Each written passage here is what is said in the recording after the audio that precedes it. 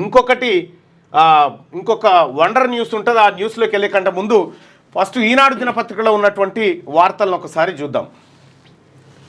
ఈనాడు దినపత్రికలో ఉన్నటువంటి వార్తలు చూస్తే ఇక కేసీఆర్ హాజరైండు, ఈ కథా కార్ఖాన అంతా పక్కకు పెడితే ప్రభుత్వ ఆమోదంతోనే కాళేశ్వరం పనులు, బ్యారేజీల్లో నీటి నిల్వ నిర్ణయం ఇంజనీర్లదే, తొమ్మిడిహెట్టి వద్ద నీళ్లు లేకనే మేడిగడ్డకు, సాంకేతిక సిఫార్సులతోనే సుందిల్లా అన్నారం స్థలాల మార్పు, అవేవి రాజకీయ నిర్ణయాలు కాదు, విచారణ కమిషన్ ఏట కేసీఆర్ వాంగ్మూలం, ఆరోగ్యం బాగలేదని బహిరంగ విచారణ వద్దన్న మాజీ సీఎం, ఇన్ కెమెరా విచారణ నిర్వహించిన జస్టిస్ ఘోష్, కాళేశ్వరం ఎత్తిపోతల్లో మేడిగడ్డ అన్నారం సుందిల్ల బ్యారేజీల నిర్మాణంలో ప్రతి పని కూడా ప్రభుత్వం మంత్రివర్గ ఆమోదంతోనే చేసినట్టు మాజీ ముఖ్యమంత్రి భరాస అధినేత కల్వకుంట్ల చంద్రశేఖరరావు కాళేశ్వరం న్యాయ విచారణ కమిషన్ తెలిపారు.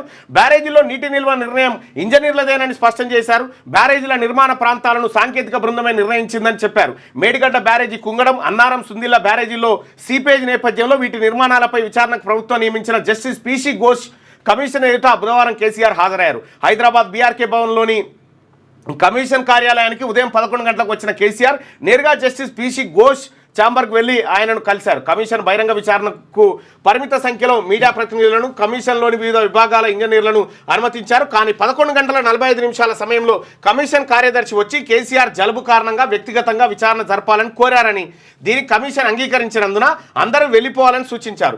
కేసీఆర్ విజ్ఞప్తి మేరకు జస్టిస్ పిసి ఘోష్ అప్పటికప్పుడు ఇన్ కెమెరా ఇప్పుడు ఇన్ కెమెరాతో చేసేది ఉంటే ఇంతమందిని ఎందుకు పిలుచుకుని ఒక్కరివే పోయి విచారణకు హాజరైతే అయిపోయేది కదా. ఇన్ కెమెరా విచారణకు నిర్ణయించినట్టు తెలిసింది. 12 గంటల 5 నిమిషాలకు జస్టిస్ ఘోష్ విచారణ ప్రారంభించారు.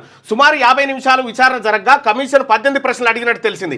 తొమ్మిడిహెట్టి నుంచి మేడిగడ్డకు ప్రాజెక్టు మార్పునకు కారణాలు, 3 బ్యారేజీల నిర్మాణాలకు అనుమతులు, అన్నారం సుందిల్ల నిర్మాణ స్థలాల్లో మార్పులు, బ్యారేజీలో నీటి నిల్వ చేయమన్నది ఎవరు, కార్పొరేషన్ ఏర్పాటు, రుణాలు తిరిగి చెల్లింపులు తదితర ప్రశ్నలు కమిషన్ వేసినట్టుగా తెలిసింది. తరలి వచ్చిన భరాసా శ్రేణులు, తరలి వచ్చుడు కాదు తరలించారు అంతే. పార్టీ కార్యకర్తలతో నిండిపోయిన బీఆర్కే భవన్ పరిసర ప్రాంతాలు. జస్టిస్ ఘోష్ కమిషన్ విచారణ పూర్తయ్యాక బయటకు వస్తున్న కేసీఆర్, చిత్రంలో హరీష్ రావు, ప్రశాంత్ రెడ్డి. సరే వచ్చిండు, లోపలికి పోయిండు, వచ్చిండు. కార్యకర్తలు ఎందుకు తెచ్చినట్టు నాకు అర్థం కాలేదు.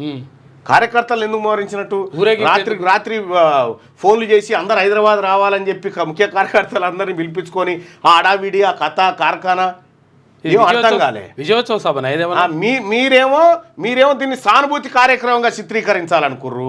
అటు అధికార పార్టీ ఏమో అసలు ఈ ఇష్యూ లేకుండా డైవర్ట్ చేసేందుకు ఒక ఏసీబీ ట్రాప్ దుకాణం తెరిచిరు, అటు మాంగ్లీ పని చేసిరు. కథం ఈ రెండు అయినాయి, ఆడికి సెట్ అయింది.